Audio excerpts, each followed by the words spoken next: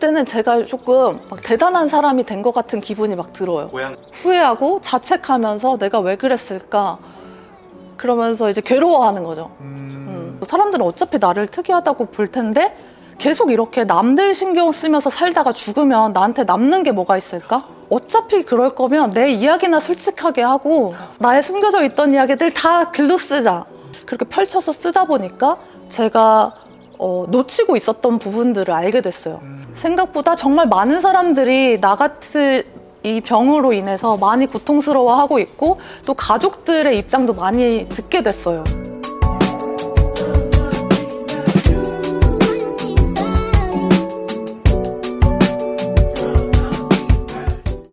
살다 보면 예상치 못한 순간에 바닥을 마주하기도 하고 더 이상 내려갈 곳이 없다고 생각한 그곳에서 또 다른 깊이를 경험하기도 합니다. 하지만 바닥은 끝이 아니라 다시 올라갈 시점이 될 수도 있습니다. 누구에게나 바닥은 있다. 누바다 윤자입니다. 네, 장자열입니다. 반갑습니다. 네, 그다음에 자기소개 부탁드리겠습니다. 네, 안녕하세요. 저는 마음건강활동가 이문정입니다. 반갑습니다. 그래서 오늘 이제 모셨는데 재열님께서 이제 엄청나게 추천해 주신 분이잖아요. 네, 맞아요. 어떤 분이 간단하게 좀 지인으로서 설명해 줄 수 있으실까요? 일단은 제가 이전 영상에서 이제 운디드 힐러라는 표현을 쓴 적이 있었어요. 맞아요. 근데 이분 모셨을 때 쓸 걸. 이라는 생각을 정말 많이 했었고, 우리 은정님 같은 경우는 이제 제가 은정님을 모셔서 이렇게 같이 발론티어로 이제 시민들을 상담해 드리는 일을 했었잖아요. 근데 굉장히 심리학 공부하셨던 분도 있고 상담사 하시다 오신 분도 있고 굉장히 다양한 멤버들이 있었는데 사실 그 중에서 은정님이 가장 비전공자에 가까웠거든요. 근데 늘 상담을 하고 나면 은정님 붙잡고 우는 사람이 그렇게 많은 거예요. 저분을 붙잡고 우는 사람이 되게 많았었고 같이 울고 있기도 하고, 그리고 저희가 온라인으로 비대면 상담을 하면 그분 너무 감사하다라는 후기 글이 제일 많이 올라온. 그래서 저는 이렇게 가끔씩 보면 이렇게 글을 엄청 이렇게 잘 쓰는 사람도 아니고 말을 엄청 잘하는 사람도 아니고 그렇다고 해서 심리학 석박사가 있는 사람도 아닌데 왜 저렇게 내담자들이 상담을 받았을 때 저 사람 붙잡고 울까? 그게 너무 항상 궁금증이었는데 결국은 그 깊이에 있더라고요. 근데 결국은 깊이는 깊게 들어갔다 나온 사람들이 가지는 것 같더라고요. 그래서 그 깊이를 우리 시청자 여러분들께 한번 같이 나누었으면 좋겠다, 그 생각이 되게 들었죠. 그러니까 누구나 바닥은 있다. 누바다와 일맥상통하는 면이 있는 그 바닥이 제일 깊었고, 네. 근데 그래서 배우지 않아도 전공하지 않아도 사람들한테 가장 크게 울림을 줬던 사실은 이 활동가 중에 하나예요. 너무 신기하잖아요. 아예 안 배운 사람인데. 제가 좀 설명한 거 맞나요? 네, 감사합니다. 좀 설명해 주실 수 있을까요? 네, 이렇게 설명해 주신 대로 이제 예전에는 그런 정신질환 때문에 많이 힘든 시간이 있었지만 지금은 그런 힘든 경험들을 통해서 사람들에게 위로와 작은 희망을 주면서 마음 건강을 돕는 다양한 활동을 하고 있습니다. 박수 한번 치세요. 아니, 그리고 그 이유가 진짜 이유는 뭐냐면 제가 섭외할 수 있는 2천여 명 중에 바닥이 진짜 바닥이었던 사람, 내가 알던 사람 중에 저분의 바닥은 나라면 저 바닥에서 찍고 올라올 수 있었을까? 라는 생각이 들 정도로 많은 경험들을 하고, 근데 지금 이렇게 모르는 사람들이 만났을 때 그런 바닥이 느껴지지 않을 정도로 굉장히 이렇게 변화한 모습이 너무 저는 훌륭하다고 생각이 들었어요. 그러면 두 분은 어떻게 알게 되신 거예요? 제가 청춘상담소 좀 놀아본 언니들이라는 단체에서 활동을 했었는데 그때 대표님이셨어요. 처음에는 이렇게 우리가 같이 하나의 목적을 가지고 만나도 이 사람이 어떻게 살아왔는지 구구절절히는 모르잖아요. 근데 이제 9년째 알고 지내면서 이렇게 조각 과거 얘기들을 들었던 거죠. 근데 들을 때마다 맨날 약간 어떻게 거기서 헤어나올 수 있었지? 저 정도로 깊게 늪에 빠지면 나오기 힘들지 않나? 라고 생각했었던 그 과정들이 컸었고, 그래서 우리 영상 보시는 여러분들께 이 은정님의 이야기가 굉장히 큰 힘이 될 수 있겠다, 그런 어떤 확신이 들었어요. 그래서 아까 처음에 이제 설명드렸었을 때 되게 정신질환을 많이 갖고 계시다고 하셨는데 간단하게 자기소개를 하면서 특히 이제 오늘은 이제 그 정신질환 얘기까지 같이 설명해 줄 수 있으실까요? 처음에는 우울증으로 시작했는데 네. 이게 나중에 병원에서 진단받기로는 조울증으로 진단을 받았고 네. 또 공황장애도 있었고 네. 이제 분노 조절이 안 되면서 네. 이제 신체로도 증상이 나타나는 오, 전환장애라고 해서 전환장애요? 네, 네네. 몸이 마비되는 그런 증상도 있었고 네네. 또 이제 사람들 앞에서 말을 하는 걸 두려워하는 그런 오, 사회 공포, 무대 공포증 네, 같은 거라고 무대 부르나요? 공포증 오. 네, 그런 것도 있었고 네. 집 밖에를 못 나갔던 적도 있어요. 대인기피증으로. 와, 무대 공포증은 저도 있었던 것 같아가지고 근데 그게 다 분명히 그 깊이가 다르겠죠. 네, 저는 사람을 약간 두려워하는 정도가 있었거든요. 심했을 때는 이제 말하는 것도 너무 어려워했고 밖에 나갈 때는 모자를 쓰거나 이렇게 땅만 보고 다니고 그럴 때도 있었어요. 그러면 이제 그 중에서 어쨌든 가장 심하게 알았던 거는 조울증이라고 들었는데 어떻게 알게 된 경위가 어떻게 될까요? 제가 만으로 24살에 결혼을 했었는데 그래서 이제 해외에서 있었어요. 네. 그러면서 이제 향수병 그런 것도 있었고 왜냐면 친구도 없고 가족도 없었으니까 그런 것도 있었고 또 남들과 비교를 제가 많이 했었어요. 예를 들어서 어떤 비교가 있었을까요?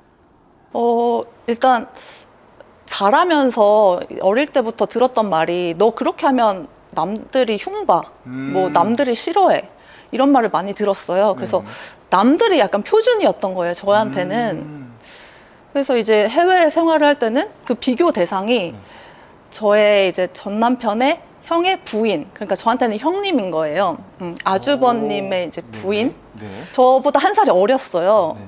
그런데 똑같이 어린 나이였는데 그분은 이제 어른들한테 너무 잘하는 거예요. 싹싹하고. 비교.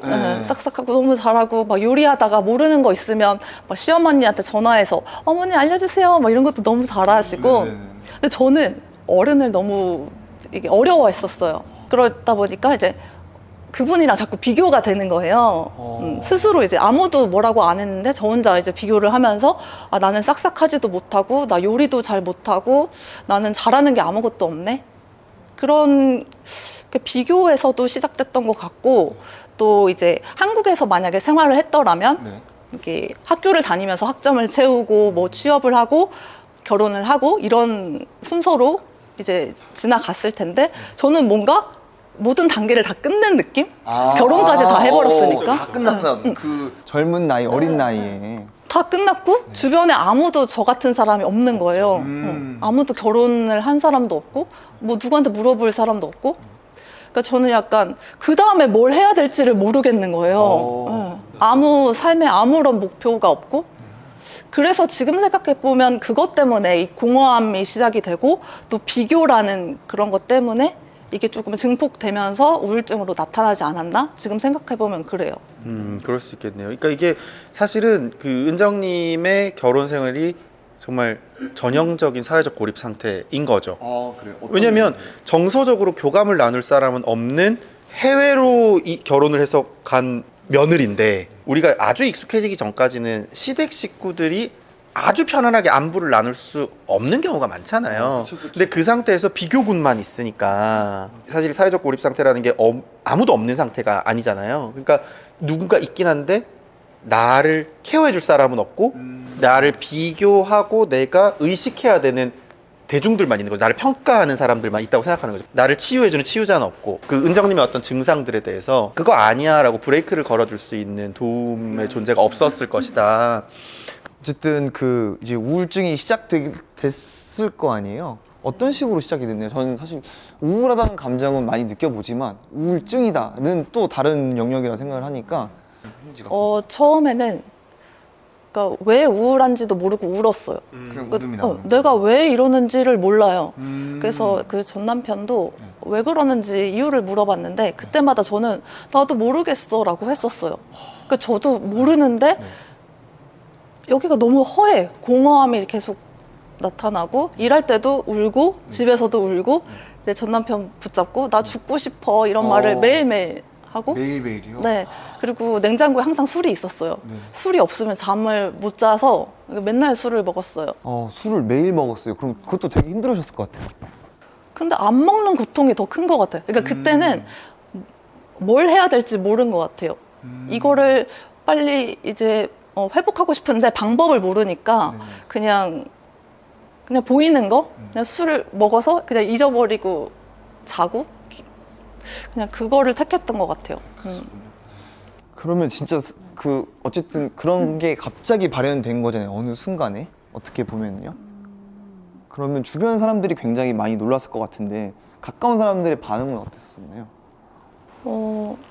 일단은 뭐 많이 놀랬죠. 안 그러던 사람이 갑자기 이렇게 하니까. 그리고 우울증일 때는 이제 전 남편이 괜찮아질 거야 이렇게 해줬는데 이게 어느 순간부터 이제 조증이 나타났어요. 조증이요? 몇 달 동안 우울증이 계속 한 8개월 정도? 계속 그렇게 우울증이 있다가 어느 순간부터 이제 조증으로 나타나면서 그때부터 정말 완전 다른 사람이 된 것처럼 이제 막 돈도 그냥 막 쓰고 다니고 막 호텔에서 매일 자고 차를 갑자기 산다든지 카지노 가서 막 도박을 하고 그러니까 완전 안 하던 행동을 막 하게 된 거죠. 이게 조울증을 처음 환자도 그렇고 주변인들도 알아차리지 못하는 경우가 많은데 이렇게 사실 사람들이 조울증이라고 하면 어제는 뭐 조증이었다 오늘은 우울증이었다 주기가 짧은 것만 생각을 하시는 경우가 많아요. 근데 길게는 은정님처럼 몇 달의 주기가 있을 수 있거든요. 그러니까 개개인마다 조증과 우울증이 번갈아 오는 주기가 다른데 이제 은정님 경우는 어느 정도 긴 편이었던 거죠. 그러면 처음에 우울증이 왔을 때 이 사람은 우울증인가 보다. 근데 우리가 우울증은 조금은 알잖아요. 그러니까 우울증 환자를 돕는 방식으로 뭐 위로하거나 듣거나 하는데 갑자기 조증이 탁 발현됐을 때 우리가 그때 조울증이구나 라고 인지하기도 어려울 뿐더러 그러면 조울증이니까 이렇게 도와줘야지가 없어요. 왜냐면 낯선 질병이기 때문에 아마 그때 주변 가족들이 확 놀라시지 않았을까. 그때 이제 집을 가출을 해가지고 네. 우울증이어서 그냥 갑자기 가출을 하신 건가요? 그러니까 그때 이제 전 남편이랑 작은 말다툼을 하고 그리고 나서 저는 이제 나는 더 이상 잃을 게 없다 그런 생각이 갑자기 들었어요. 그리고 이제 막 살아야겠다. 그냥 그런 다음에 이제 핸드폰도 꺼놓고 네네. 그러면서 이제 막 일탈 행동을 많이 했던 것 같아요. 이제 카지노에 가서 돈을 쓴다든지 얼마나 썼어요?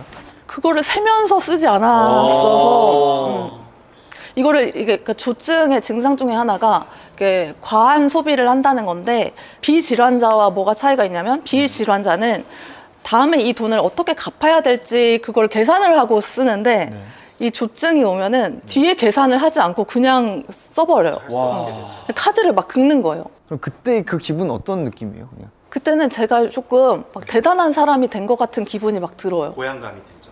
네, 막 기분이 막 이제 업돼 있어요. 그리고 대단한 사람. 네. 그리고 뭔가 제가 하는 일을 누군가 방해하거나 막 그렇게 하면 화가 나요. 그렇죠. 분노 조절이 안 돼. 이게 굉장히 중요한 포인트인데 많은 분들이 조울증을 오해하시는 것 중에 하나가 조증일 때 해피하다고 생각해요. 근데 이 그러니까 조증일 땐 그럼 기분이 좋은 건가? 라고 생각하는데 전혀 다르고요. 조증일 때 이 조자는 초조하다, 조급하다 할 때 쓰는 조자거든요. 그래서 네, 이거는 즐겁다가 아니라 조증일 때는 모든 발산되는 에너지들이 증폭돼요. 그래서 본인이 제어할 수 없는 상태가 되는데 이를테면 기쁨도 제어가 안 되고 그 다음에 소비도 제어가 안 되고 분노도 제어가 안 되고 모든 바깥으로 표출하는 감정들이 리미트가 없어집니다. 그래서 이제 아까 은정님 말했던 것처럼 갑자기 자신감이 치솟아서 막 사람들 앞에 소리를 지른다거나 내가 누군지 알아! 이런다거나 아니면 어떤 분들은 성욕이 제어 범위를 넘는 경우도 있어요. 그래서 공공장소에서 막 갑자기 막 옷을 벗어버린다거나 아니면 이런 소비 심리가 증폭되거나 모든 어떤 발산되는 감정이 증폭돼서 조증이 왔을 때 짜증, 분노, 폭력 등으로 이렇게 표현되는 경우들도 있고 왜 그런 경우 있죠. 우리 막 올림픽 개막식을 하는데 갑자기 나체의 남자가 난입해서 춤을 췄다. 막 시크릿한테 끌려나갔다. 이런 분들 봤을 때 조증 상태인 경우가 굉장히 많습니다. 그러니까 본인 스스로가 제어되지 않는 상태라고 보는 게 맞아요. 그래서 우리가 야 조증 뭐 나도 기분 오락가락해 나도 조울증이야 이런 거는 환자에게 굉장히 신뢰되는 말일 수 있고 근데 은정님도 그렇게 내 통제 범위를 막 벗어난 행동들이 되게 많았을 것 같아요. 쇼핑 말고도 뭐 어떤 것들이 있었어요? 예를 들면 쌍욕을 이제 전 남편한테 한다거나 원래 욕설을 안 하던 사람인데 원래 한 번도 그렇게 욕을 제가 하진 않았었거든요. 근데 이제 친구한테도 막 평소에 안 했던 막 그런 욕을 막 하고, 그러니까 그게 어떤 상황이었냐면 제가 갑자기 차를 산 상황이었어요. 근데 친구는 제가 뭐 무슨 계획을 해서 차를 산 게 아니라 갑자기 어느 날 차를 사고 막 들떠가지고 내가 너 태우러 갈까? 막 이렇게 하니까 친구가 놀래서 너 왜 그래? 막 이런 식으로 얘기를 했는데 제가 거기다 대고 욕을 날려버렸어요. 왜 그래라는 질문. 예, 왜 그래? 그러니까 놀라서 그런 건데, 그러니까 제가 하는 일에 뭔가 동조를 안 해주고 뭔가 같이 기뻐해주지 않아서 그게 화가 났나 봐요. 순식간에 즐거움에서 분노로 팍 바꿔버리는 거죠. 근데 어차피 이거 삐 처리하면 되니까 어떤 욕이었는지 우리한테만 들려줘요. 야, 외국이니까, 미국이니까. 그렇죠. 그 되게 친구가 충격받았. 전 남편도 그랬을 것 같고 엄청 충격받았을 것 같고. 충격적인 거죠. 어벙벙한 반응이었던 것 같아요. 그냥 뭐라고 대응을 할 수가 없는 거지. 처음 보는 모습이니까. 그러다가 이제 제가 혼자서 술을 먹다가 옆 테이블에서 같이 이제 여자들이 와가지고 같이 술 먹자고 해서 와 같이 놀자 이렇게 한 다음에 노래방을 갔는데 실수로 누가 제가 노래 부르고 있는데 취소 버튼을 누른 거예요. 갑자기 또 화가 나서 마이크 집어 던지고 나갔어요. 이제 호텔에 갔는데 거기서 그냥 화장실을 좀 쓰겠다고 했는데 제가 뭐 모르겠어요. 제가 취해 보였나 봐요. 그러니까 횡설수설하고 뭐 취객이 들어왔다고 생각을 했는지 경찰에 이제 신고를 한 거예요. 밑에 뭐 버튼이 있었나 봐. 근데 경찰이 와서 저보고 신분증을 보여달라고 하는데 저는 또 이제 뭐 화가 나는 거예요. 나는 화장실 가려고 하는데 왜 신분증을 달라고 하냐. 막 실갱이 막 하다가 경찰이 저한테 이제 뭐 딱지 같은 거 해가지고 딱 주더니 너네 나라로 꺼지라고 하는 거예요. 그래서 이게 받고 이렇게 어벙벙하게 있다가 또 이제 막 화가 나서 경찰서 막 찾아간 거죠. 그 딱지에 써져 있는 그 경찰서 막 찾아가서 이 경찰한테 나 지금 인종차별 당했다 막 이러면서 나 고소할 거다 막 난리를 쳤는데 근데 돈이 없었어요. 제가 막 돈을 막 쓰고 다녔다 했잖아요. 막 쓰고 질러버리고 그러니까 이게 제가 전 남편이랑 그거를 같이 쓰고 있었어요. 공동 계좌였는데 그게 또 실시간으로 돈이 계속 나가고 있으니까 그거를 막아놓은 거예요. 전 남편이. 그러니까 돈이 없으니까 뭐 어디 갈 데도 없는 거예요. 그래서 고소할 돈은 당연히 없죠. 내가 묵을 수 있는 곳이 있냐고 물어봤더니 보호소를 한번 가보라고 그때 말해줘서 가고. 그러면은 이제 막 어쨌든 간에 이런 행동들이 크게 감정이 고조돼가지고 진행하고 나서는 어느 정도 컴이 될 거 아니에요. 그 이후의 감정 같은 게 있나요? 저는 항상 이 조증이 왔을 때마다 강제로 입원을 당했어요. 그 보호소에 갔을 때도 이제 그 보호소에서 그 상담사가 있었어요. 저랑 이제 대화를 하더니 저의 막 이런 막 여러 가지 뭐 돈 씀씀이나 뭐 이런 얘기를 다 했더니 갑자기 저한테 너 말도 안 되는 얘기를 계속 하고 있어. 그러니까 영어로 계속 이제 저한테 말을 한 거죠. 그러더니 저를 정신병원에 강제 입원시켰어요. 그러고 나서는 어떻게 됐나요? 입원이 된 거잖아요. 어쨌든 강제. 그렇죠. 입원이 된 상태였고 제가 이제 막 뭐냐 뭐 난리를 치려고 하니까 너 가만히 안 있으면 주사 놔버린다고. 주사 놓는 게 뭐 마취시키는 건가요? 그러니까 뭐 안정제 같은 거 놓으려고 했던 것 같아요. 그래서 전 무서우니까 주사 맞기 싫으니까 거기서 자라고 하길래 환자복 입고 그래서 잤죠. 그러면 그렇게 병원 생활을 입원을 하셔가지고 얼마 정도의 기간 동안 있으셨나요? 자세한 건 기억이 안 나는데 한 2달 정도 했던 것 같아요. 가족들이 연락이 닿아서 뭐 데리러 오거나 하지 않았어요? 엄마가 이제 한국에서 오셨어요. 근데 얼마나 놀라셨을까? 왜냐면 그 과정을 하나도 모른 채로 호주에 시집간 딸이 강제 입원돼서 정신병원에 있다. 너무 놀라셨겠죠. 처음에 어머니가 오셔서 어떤 반응을 보이셨는지 기억이 나요? 근데 저는 그때 온통 그냥 저에게 초점이 맞춰져 있었기 때문에 누군가의 그런 시선이 좀 기억이 안 나요. 그럼 처음에 어머니를 대면했었을 때 어떤 감정이었을까요, 혹시? 그러면 그때 당시에 혹시 엄마의 심정에 대해서 들은 이야기나 이런 게 있나요? 엄마의 관점에서. 네.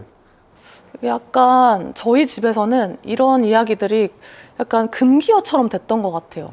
오히려 그냥 그게 없었던 일처럼 그냥 말을 안 하시는구나. 그래서 끌어올리지 않으려고. 지금 생각해 보면은 뭐 저의 이혼이나 뭐 정신질환 이런 이야기들을 이렇게 터놓고 이야기하는 그런 자리가 없었던 것 같아요. 그냥 네, 그냥 그렇게 혼자서 각자만의 그런 아픔을 그냥 지니고 갔던 것 같아요. 그렇게 어머니가 오신 이후에 한국으로 오게 된 건가요? 네, 엄마가 오시고 그다음에 병원 생활하고 이제 엄마가 이제 귀국 날짜를 정해놨으니까 비행기표를 계속 미루고 있었거든요. 병원에 이제 퇴원이 안 돼가지고. 근데 이제 한국에서 남은 치료를 받겠다라는 약속을 하고 퇴원을 해줬던 걸로 기억이 나요. 그래서 그렇게 엄마랑 둘이서 한국에 왔어요. 그럼 그때부터가 진짜 본격적인 어떤 병동 생활이라고 해야 될까요? 아니면 그 투병 생활 맞죠? 투병 생활이라고 보는 게 맞겠네요. 이후에 바로 그래서 약속한 대로 다시 또 병원 치료를 받기 시작했나요? 한국에 와서 바로 입원을 했던 건 아니고 와서 저는 또 똑같이 돈을 막 쓰고 다니고 그냥 카드를 막 긁었어요. 제 명의로 된 카드를 긁고 막 그게 한도 초과가 되니까 사촌 오빠 카드 빌려서 그것도 막 긁고 네. 주로 은정님은 폭력성이랑 소비로 이 조증에서 막 제어가 안 되는 형태로 나타났네요. 그러면 그런 행동이 끝나고 나서는 어떤 생각이 주로 드세요? 항상 그러고 나면은 강제 입원을 당했다고 했잖아요. 그러니까 그 병원에서는 그런 약을 막 처방을 해준단 말이에요. 약을 막 이만큼씩 먹고 아니면 막 그 안정제를 엄청 맞았어요. 네, 되게 많이 맞았는데 그러고 나면 이제 이렇게 깔아앉아요. 쭉 깔아앉으니까 그때부터는 이제 조금 시간이 지나면 우울증이 또 시작이 돼요. 아이고야. 그러니까 우울증이 시작이 되면 제가 조증 시기에 했던 일들을 막 후회하고 자책하면서 내가 왜 그랬을까 그러면서 이제 괴로워하는 거죠.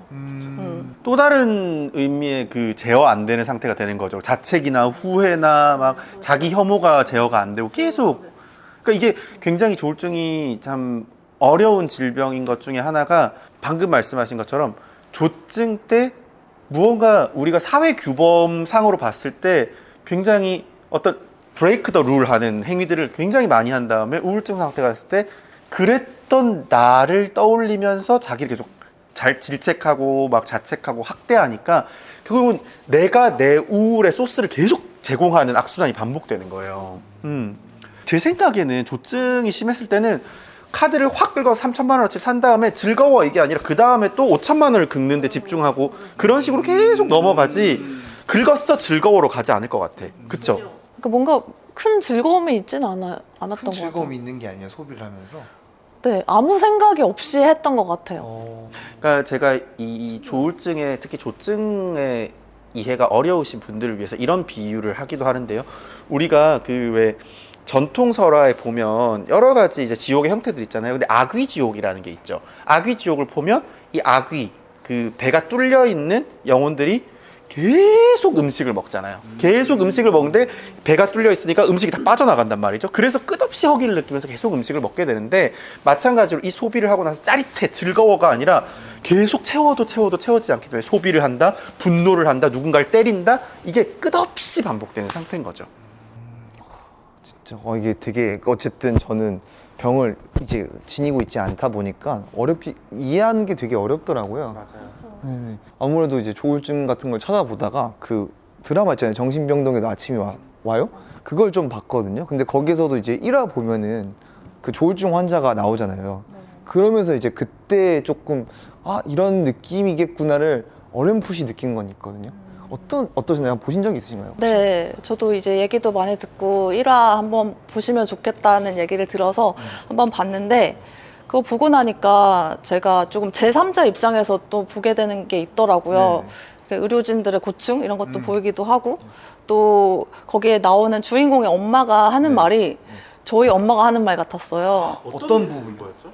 아니요, 그냥 해주세요. 그냥 뭔가 자랑스러운 딸의 이미지를 계속 말하고 다니는 거 그걸 자꾸 자랑하고 싶어 하는 근데 저희 엄마도 약간 그러니까 제가 저한테 이런 말을 많이 하셨단 말이에요. 그렇게 하면 남들이 흉봐. 그렇게 하면 남들이 싫어해. 그러니까 남들이 좋아할 만한 모습만 계속 엄마 자랑으로 막 얘기하는 그런 게 드라마상에서도 나오더라고요. 맞아요.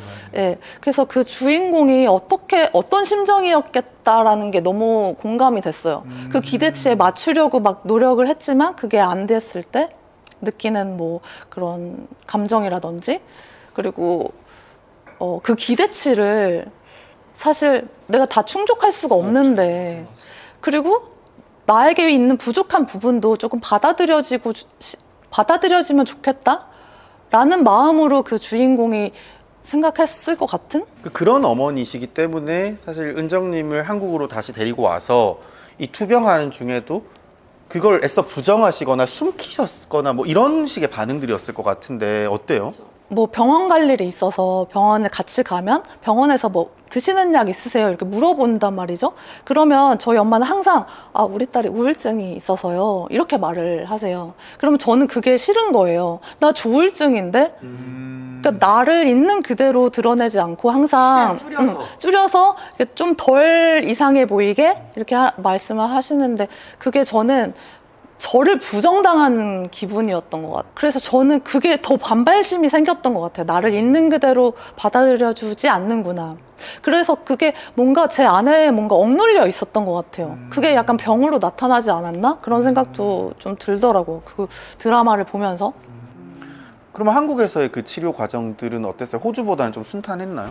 호주에서는 약간 거기는 막 피아노도 칠 수 있게 돼 있고 그림 그릴 수 있게 돼 있고 그래서 뭔가 자유롭게 나를 표현하고 뭐 이런 것들이 좀 좋았던 것 같아요. 근데 한국에서의 기억은 계속 강제로 입원당하고 이러니까 떠올리면은 어떤 게 떠오르냐면 막 사지 침대에 묶여가지고 아이고야. 그러니까 아무도 제 말을 들으려고 하지 않아요. 왜냐면 이미 엄마가 저의 이제 정신병력에 대해서 말을 해놓은 상태이기 때문에 누구도 제 얘기를 들으려고 하지 않고 일단 이제 돌발 행동할 것 같으니까 막 이제 주사를 들고 막 걸어와요. 그럼 저는 이게 맞기 싫으니까 소리를 막 지르죠. 그러면 저를 제압하기 위해서 묶어놔요. 이렇게 묶고 이제 강제로 주사를 넣는 거죠. 그리고 또 이제 주사를 놓으면은 전 의식을 잃는단 말이에요. 그래서 의식 깨어나서 또 왜 가뒀냐 막 이렇게 난리를 치면 또 주사를 놓고 또 의식 잃고 이런 게 이제 계속 반복이 됐죠. 그래서 한동안은 이렇게 병원 앞에 지나갈 때 좀 트라우마가 있었어요. 나 또 입원당하는 게 아닐까? 예. 소리를 지르고 묶여있고 주사를 놓고 기절하고 그게 계속 반복되면 어떻게 퇴원할 수 있는 거지? 라는 생각이 드는 거예요. 어떻게 퇴원을 할 수가 있는 거예요, 그러면? 정확한 기준은 모르겠어요. 근데 제 입장에서는 이게 조울증이다 보니까 너무 밝아보면 안 될 것 같고 너무 또 막 이러면 안 될 것 같고 그래서 나름대로 좀 어려웠던 것 같아요. 태어나야 되는데 네. 어떻게 해야 되지? 답답해. 막.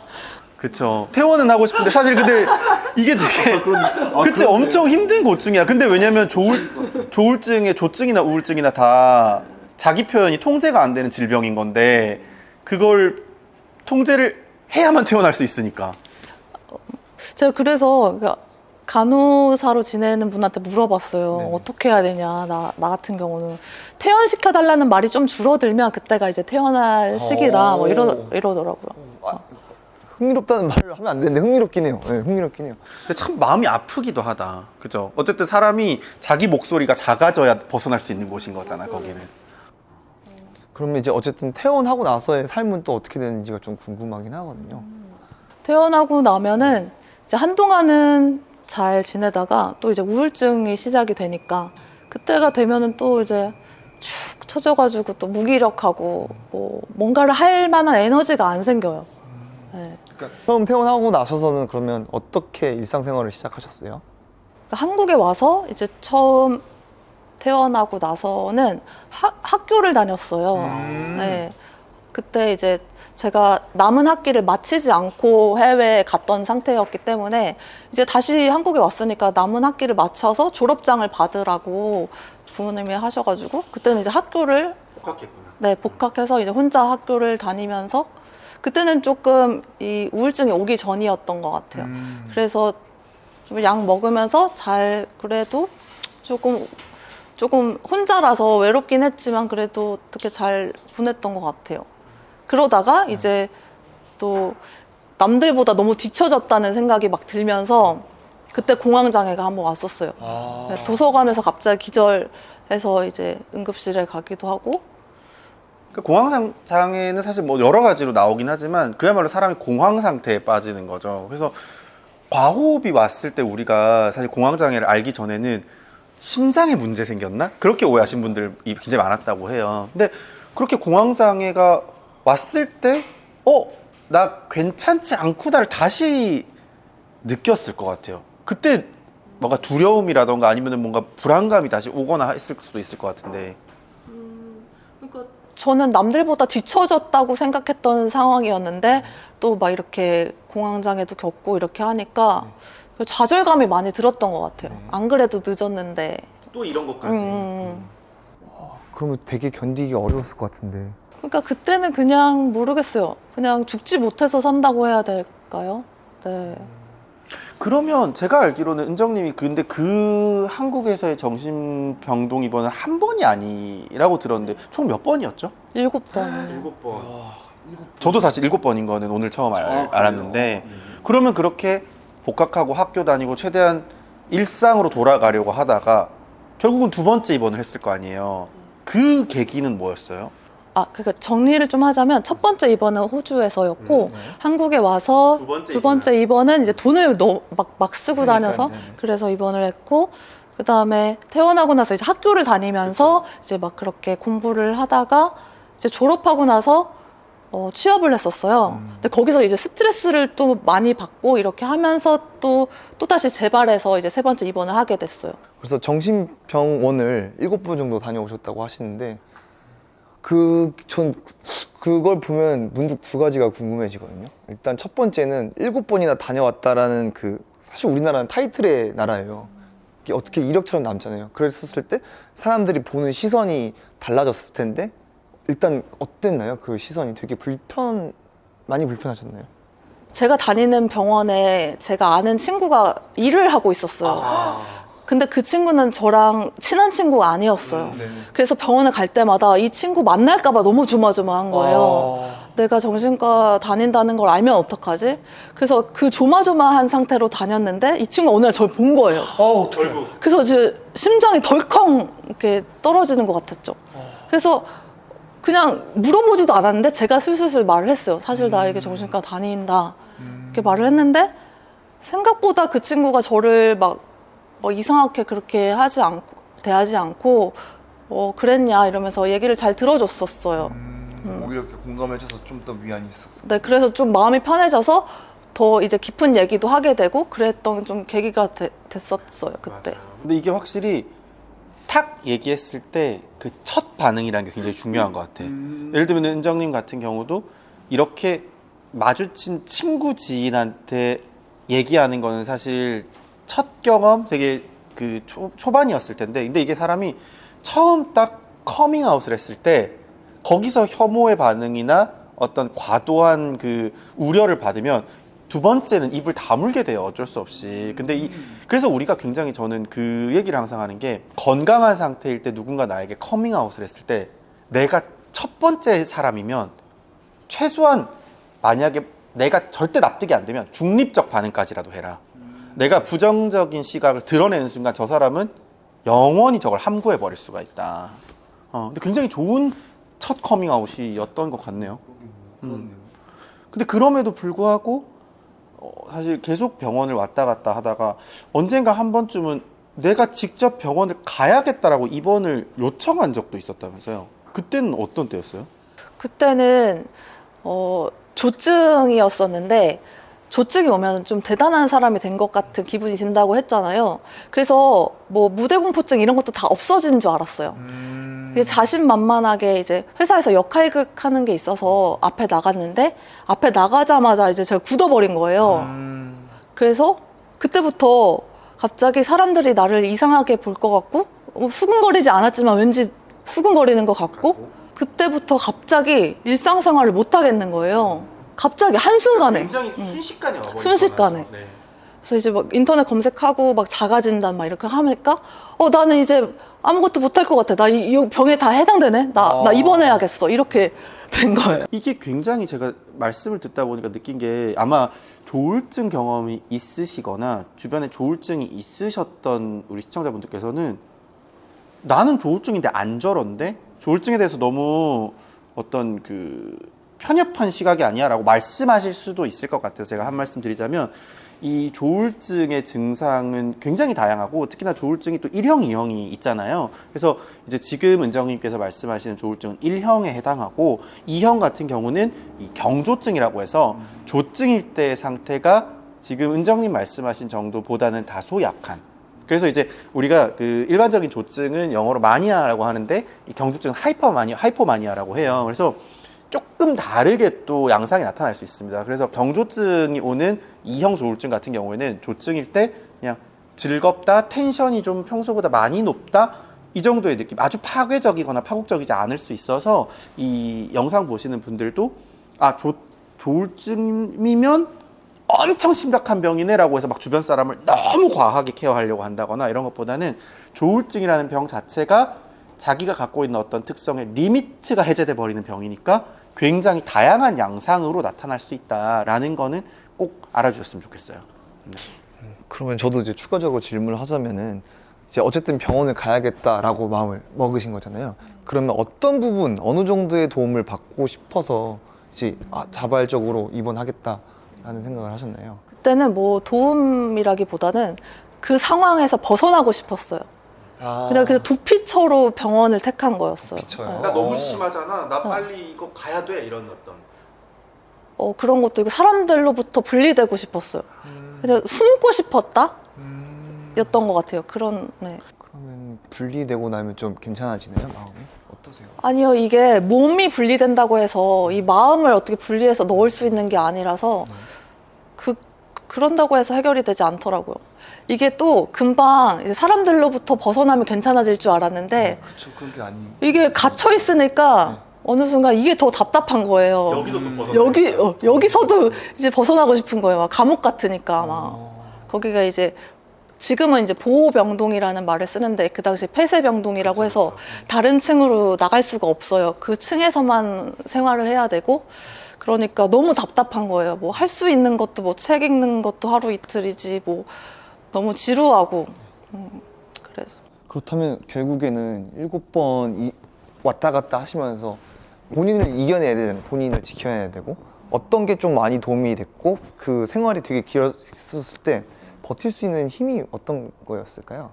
저는 친구가 해줬던 좋은 말들 그 말들이 저한테 희망을 심어주는 역할을 한 것 같아요. 예를 들어서 어떤 게 있었을까요? 저를 위해서 울면서 기도해주는 친구도 있었고 또 한 친구는 저조차도 저에 대한 확신이 없었을 때 저에 대해서 확신을 가지고 너는 잘 될 거라고 말해준 친구가 있었어요.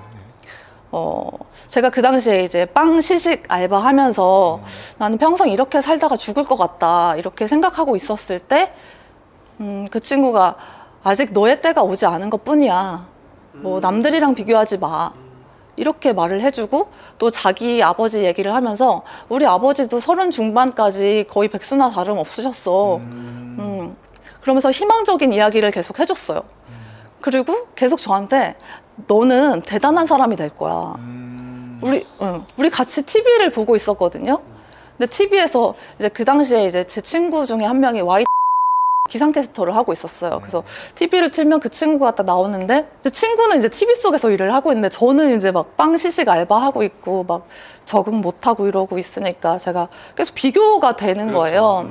근데 이제 그거를 같이 보다가 그런 얘기를 해준 거죠. 비교하지 마. 너의 때가 아직 오지 않은 것 뿐이야. 그리고 이제 채널이 또 바뀌면서 그 김미경 강사님이 나오셨어요.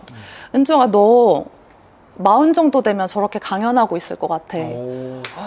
성견지명이다. 그러면서 저한테 너 만약에 강연하고 그렇게 무대에 서는 일 생기면 내 얘기 언급만 해줘. 그것만 해주면 돼. 이렇게 말을 해줬어요. 그러면 저는 이제 문득 궁금한 게 결국에는 다 좋은 칭찬이라는 거는 어떤 그 분의 가능성을 본 거거든요.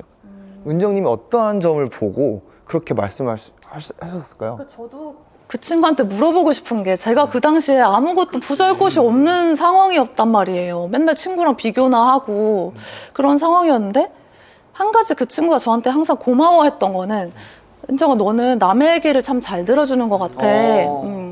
그러면서 너 남의 고민 들어주는 일을 한번 해봐 라고 했었거든요.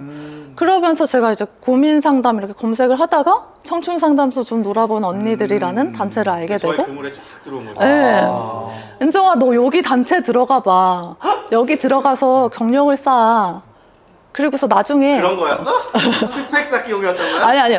그러니까 그 당시에 걔가 했던 말들을 저는 이게 정말 일어날까라고 저는 생각을 못했죠. 아무것도 이게 가능성이 안 보이는 상황이었으니까. 근데 그 친구는 굉장히 뭔가 확신을 가지고 너는 정말 대단한 사람이 될 거야. 거의 주입식으로 계속 말을 해줬어요.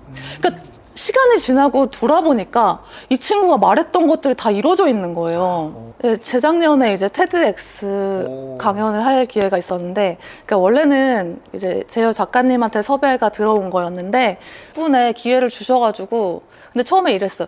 은정아, 너 무대 공포증 있는데 괜찮아? 할 수 있어? 그랬거든요. 근데 제가 해볼게요! 이렇게 한 다음에, 막 이제 막 그 앵커 했던 친구한테도 말 어떻게 하면 잘할 수 있냐 막 물어보고, 막 작가님한테도 물어보고 이렇게 혼자서 막 연습하고 그래서 이제 그게 처음 무대에 섰던 거고, 그 다음에 또 이제 어떻게 그거 하나 서고 나니까 또 기회가 와서 또 다른 데 가서 무대를 서게 되고, 또 브런치 글을 읽고서 또 섭외를 주셔가지고 또 한 번 더 하기도 하고 이렇게 기회가 열렸던 것 같아요. 저도 그 브런치를 보면서 되게 느꼈던 거고, 되게 제가 은정님은 정확하게 모르지만 제가 생각했을 때 그 친구분이 믿었던 건 그거인 것 같거든요.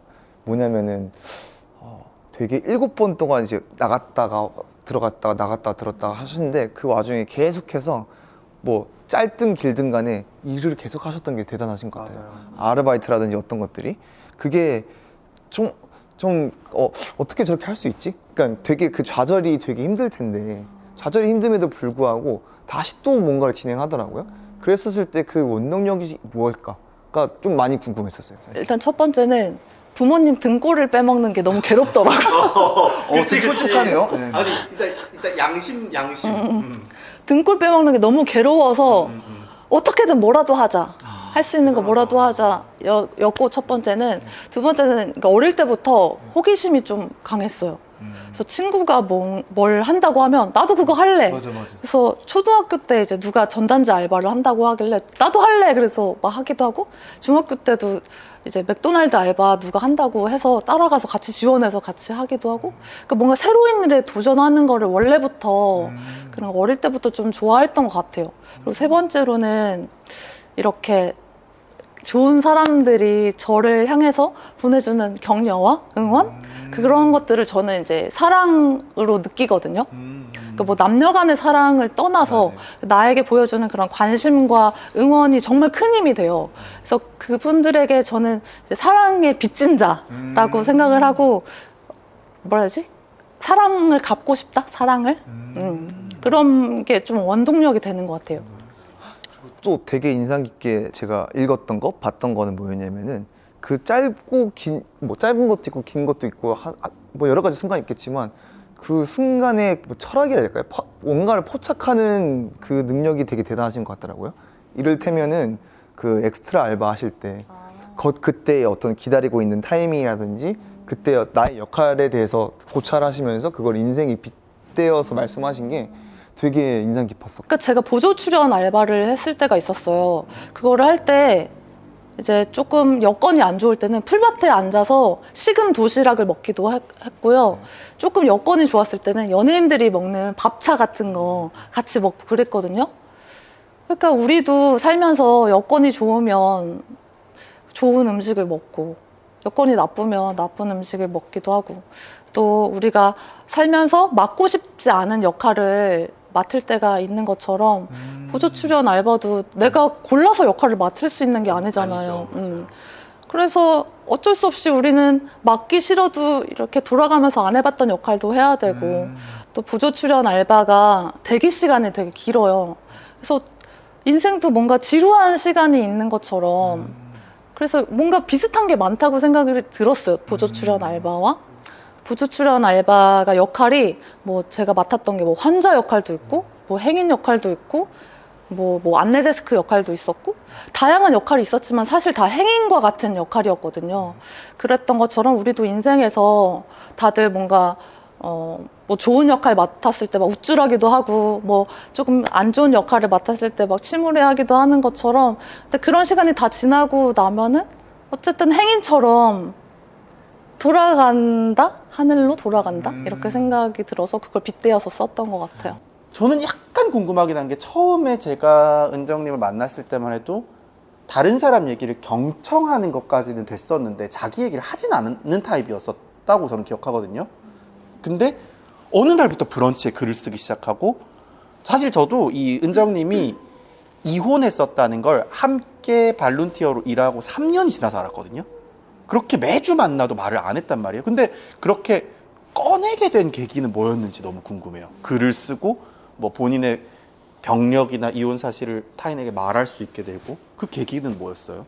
일단 그 이혼 사실에 대해서 말을 하게 된 계기는 그 상담하는 그 내에서 어떤 한 참여자분이 자기의 이혼을 고백을 하셨어요. 근데 저의 이혼 사실을 밝히면 뭔가 힘이 될 것 같은 생각도 들었고 저 또한 그분이 고백함으로써 저도 용기가 생겼던 것 같아요. 저렇게 말할 수 있구나. 네, 네.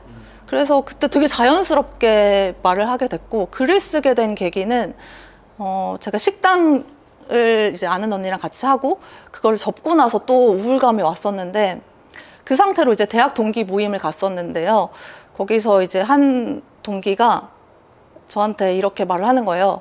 우리 이제 학과 내에서 가장 4차원이고 특이한 아이 이름을 대면서 은정이는 땡땡이 다음으로 특이한 것 같아 이렇게 말을 한 거예요. 제가 그 말을 듣고 아싸 난 특이해 그 앞에선 그랬어요. 집에 가서 막 우는 거예요. 난 특이해 막 이러면서. 그러니까 그동안에 저는 사람들의 시선에 벗어나고 싶지 않았거든요. 최대한 보편성 속에 있고 싶었던 네. 거죠. 항상 들었던 말이 너 그렇게 하면 남들이 싫어해 남들이 흉봐 이런 말을 들었기 때문에 벗어나는 존재로 살고 싶지 않았는데 어쨌든 간에 제가 아무리 노력을 해도 사람들은 저를 이제 좀 독특하게 본다는 거잖아요. 집에 가서 막 울다가 이런 생각이 들었어요. 내가 어차피 어떤 노력을 하더라도 사람들은 어차피 나를 특이하다고 볼 텐데 계속 이렇게 남들 신경 쓰면서 살다가 죽으면 나한테 남는 게 뭐가 있을까? 그때 딱 생각이 변화가 네. 일어났구나. 그러면서 어차피 그럴 거면 내 이야기나 솔직하게 하고 그냥 나의 숨겨져 있던 이야기들 다 글로 쓰자. 그리고 제가 이제 종교를 가지고 나서 변한 부분이 있었기 때문에 제가 변화한 부분에 대해서도 글로 다 남기고 싶었어요. 그러니까 치부를 다 드러내도 상관없다는 생각이 드니까 그때부터 너무 자유로워지더라고 마음이. 글 쓰는 거에 대해서. 네. 닉네임으로 쓰다 보니까 또 솔직하게 쓸 수가 있었어요. 그래서 굉장한 홀가분함을 느꼈던 것 같아요. 그래서 이제 술술 쓰게 됐어요.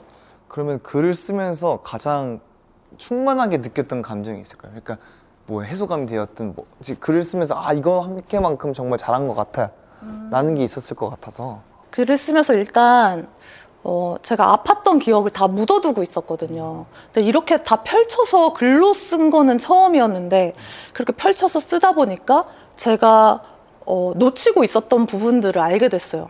예를 들자면 제가 전 남편에 대한 약간 증오 같은 게 있었어요. 내가 사람을 잘못 만나서 내 인생이 이렇게 된 거야 라고 잘못 생각을 하고 있었는데 무조건 다 남 탓이 아니라 나에게도 뭔가 잘못된 그런 게 있었다. 그런 걸 알게 돼서 그게 정말 글쓰기를 잘한 것 같고 또 두 번째로는 저에게 있어서 부끄럽다고 생각했던 이야기들이었는데 그 이야기에 누군가 공감을 해주고 심지어 저보다 더 심각하고 더 아팠던 분들이 막 댓글도 달고 메일도 보내주시고 막 하면서 이게 나만의 이야기가 아니었구나. 생각보다 정말 많은 사람들이 이 병으로 인해서 많이 고통스러워하고 있고 또 가족들의 입장도 많이 듣게 됐어요. 가족분들이 이제 당사자의 가족의 입장에서 해주시는 말들을 듣고 우리 가족이 이랬겠다라는 마음. 그러니까 그 이제 브런치 글을 정신질환자의 가족분들이 읽으신 경우도 있었겠구나. 혹시 이제 받았던 글들 중에서 다른 사람들 글들 중에서 가장 기억에 남는 게 있으실까요? 저와 같이 같은 병을 앓고 있는 언니인데요. 지금은 이제 되게 언니 동생 하면서 지내는 사이가 됐는데 그 언니가 저한테 해줬던 말 중에 이제 어떤 사진을 보내주면서 해줬던 말이 있어요. 그게 깨진 그릇인데 이렇게 붙인 거거든요. 은정 씨나 제가 이렇게 깨진 부분이 많아 보이지만 뭐 이런 것들이 뭐 더 아름답게 우리를 빚어가는 거다? 뭐 이런 식으로 얘기를 해줬어요. 실제로 그게 더 비싸. 더 비싸. 더 비싸요? 더 비싸. 왜냐면 더 희소성이 있잖아요. 그렇게 말을 해줘서 그게 너무 감동이었고 또 정말 장문의 글로 이런 글을 세상에 이렇게 알려주셔서 너무 감사합니다. 모르는 분들이요? 네, 모르는 분들이 그렇게 정말 긴 글을 써서 이렇게 정말 제 글을 막 몇 번씩 읽었다는 분들이 몇 명씩 있었어요. 그래서 너무 그게 감동이었어요. 사실 그 글을 써야겠다는 결심은 했지만 제 글을 읽고 어떤 반응이 있을 건지는 제가 생각을 못 했거든요. 생각을 못하고 누가 이걸 읽을까? 이런 생각으로 썼는데 생각지 못하게 많은 사람들이 제 글을 읽고 막 감사하다고 하고 막 힘이 됐다 그러고 막 나의 이야기를 글로 옮겨놓은 것 같았다 뭐 이런 분들도 있었어요. 그러면서 제가 거기에서 좀 치유가 더 됐던 것 같아요. 스스로 이게 네. 그래서 저를 더 받아들이게 되는 계기가 되기도 하고 그랬던 것 같아요. 그러니까 내가 제일 어떤 숨기고 싶었던 모습이라고 생각했던 게 누군가에게 치유의 힘이 되니까 사실 그 내가 별로 사랑하지 않았던 모습을 다시 보게 되지 않나요? 네네. 그래서 저를 있는 그대로 받아들이게 되었던 것 같아요. 더 글쓰기를 통해서. 근데 그 부모님이 사실 특히 어머니가 이전에는 계속 그런 치부를 드러내지 않으려고 하시고 그러면 이렇게 글 쓰는 것도 사실은 좋아하지 않으셨을 것 같고 근데 지금은 어때요? 맞아. 예전에는 안 좋아하셨는데 제가 또 이제 자식 이기는 부모가 없다고 하잖아요. 맞아요. 제가 끝까지 밀어붙이고 이제 이런 저의 이야기들 솔직하게 하고 다니면서 또 이제 보여지는 긍정적인 반응들, 변화와 그런 변화들 또 그런 것들이 있다 보니까 부모님도 처음에는 반대하셨지만 지금은 되게 응원해 주세요. 그리고 이 자리에 온 것도 이제 말씀드렸거든요. 네네. 나 인터뷰 한다. 근데 잘하고 오라고 또 기도해 주신다고 응원해 주신다고 해서 그러면 어쨌든 글쓰기로 치유를 이렇게 많이 받으셨고 또한 다른 사람도 치유를 하신 거잖아요. 그래서 이제 어쨌든 그렇게 돼서 글쓰기 모임을 시작하게 되신 걸까요? 좀 궁금했어요. 갑자기 글쓰기를 하시던 분이 글쓰기 모임을 연다고 하시니까. 그치 다른 사람들도 글을 쓸 수 있게 장을 만들어주기 시작을 했잖아요. 네네. 근데 그 계기는 뭐였어요? 그 글을 쓰고 나서 여러 사람들한테 막 연락이 왔는데 그 중에서는 저의 삶이 힘들다 그렇게 연락이 오시는 분들이 있었는데 그 중에서 어떤 분이 이제 자기 삶이 너무 힘들어요 이러면서 살고 싶어요 이렇게 말씀하신 거예요. 근데 제가 이제 글쓰기를 통한 치유를 경험했다 보니까 이분도 글을 쓰시면 참 좋겠다라는 마음이 들었는데 그냥 다짜고짜 글 쓰면 좋아요 이렇게 말한다고 해서 혼자서 이렇게 시작하는 게 쉽지 않을 수 그쵸. 있으니까 제가 글쓰기 모임 한번 만들어 볼게요 참여해 보세요 이렇게 말을 던진 거예요. 그래서 저는 글쓰기 모임에 참여해 본 적이 없는데 어떻게 만들어야 될지도 몰랐을 것 어떻게 같아. 만들어야 될지도 모르는데 일단 던졌으니까 그때부터 알아봤어요. 어떻게 다른 모임은 어떻게 하나 막 좀 참고도 하고 이렇게 하면서 이제 우당탕탕 해가지고 이제 딱 사람을 모집해가지고 이제 모임을 만들게 됐죠. 어떤 글쓰기 모임에서 그럼 어떤 활동을 하나요? 여기서는 그냥 자기 이야기를 솔직하게 글로 쓰는 모임이고요. 원래는 그냥 자유 주제로 쓰고 싶은 대로 쓰도록 그렇게 했었는데 지금은 이렇게 글감으로 쓸 수 있을 만한 키워드를 매주 이제 정해줘서 그 키워드에 맞게 다 같이 글을 써요. 네이버 밴드에서 익명으로 다들. 나는 그게 되게 좋은 거라고 생각했던 게 뭐냐면 사실 글쓰기 모임 중에 이렇게 만나서 서로 보여주고 하는 것들도 있는데 그게 마음을 치유하고 싶은 사람이면 일단 마음이 좀 상처받아 있는 사람이니까 타인의 눈이나 표정을 보고 내 글을 건네기가 되게 힘들 것 같아. 그 평가받는 느낌? 근데 저도 사실은 제 인생에서 너무너무 힘들었던 시기에 한번 참여해 본 적 있어요. 근데 안 보고 쓰는 거에 그 뭐랄까 오히려 따뜻함? 그리고 자유로움? 네네네. 그리고 대부분 사람들이 어떻게든 공감해 주려고 그 노력한 그 댓글들, 그게 저는 되게 위로가 되더라고요. 저는 잘 모르니까 예를 들어서 어떤 글감 같은 게 있어요?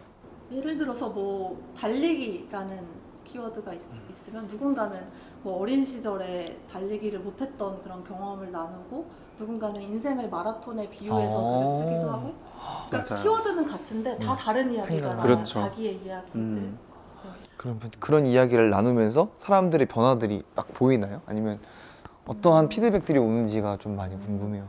대부분이 그러니까 어디에서 할 수 없었던 이야기를 여기서 맞아요. 하거든요. 왜냐면 다들 뭐 닉네임으로 쓰고 누군지 모르니까 속 이야기들을 막 하는데 그러다 보니까 이제 4주간에 이렇게 글을 쓰다 보면 글로 약간 친밀해지는 그런 게 있어요. 그래서 이게 제가 기수별로 운영을 하는데 어떤 기수는 그 막 친밀함이 되게 끈끈해가지고 오프라인 만남으로 이제 이어져서 또 만남을 이어오기도 하고 제가 여기 오기 전에 네.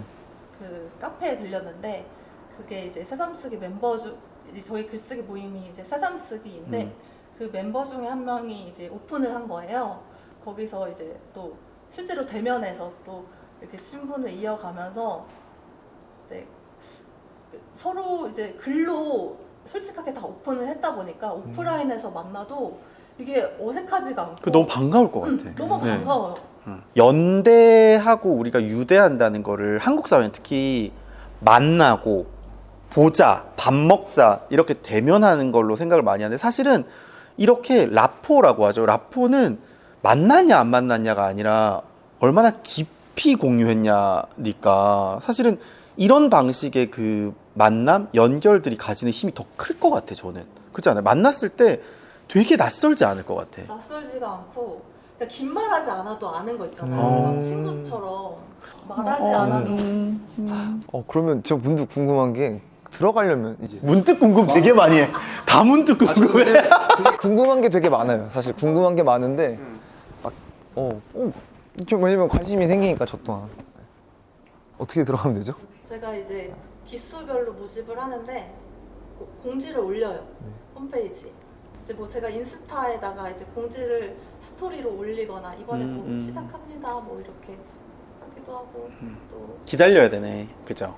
네, 예약을 할 수도 있어요. 오, 우와. 시스템이 상당히 갖춰져 있어요. 네, 홈페이지 들어가면 예약하는 하기 버튼이 있어요. 그러면 저한테 이제 남기실 수 있어요. 진짜 솔직하게 많은 이야기를 해주신 은정님께 일단 다시 한번 감사드리고요. 마지막으로 우리 한마디 해주고 싶은 말씀 있으면 들어봐도 좋을 것 같아요. 왜냐면 명언이 막 너무 나오니까. 맞아요, 진짜. 거의 뭐 국수 뽑듯이 나와. 해주시면 돼요. 제가 그 저한테 힘을 줬던 친구한테 말 한마디 하고 싶어요. 그럼요. 너무 좋아요. 하시면 돼요. 어디 보고 하면 영상 편지네 이거는, 그지? 네. 너무 좋다. 친구야. 잠깐만. 하세요. 이름도 얘기해도 돼요. 이름은 말 안 할게요. 오케이. 네.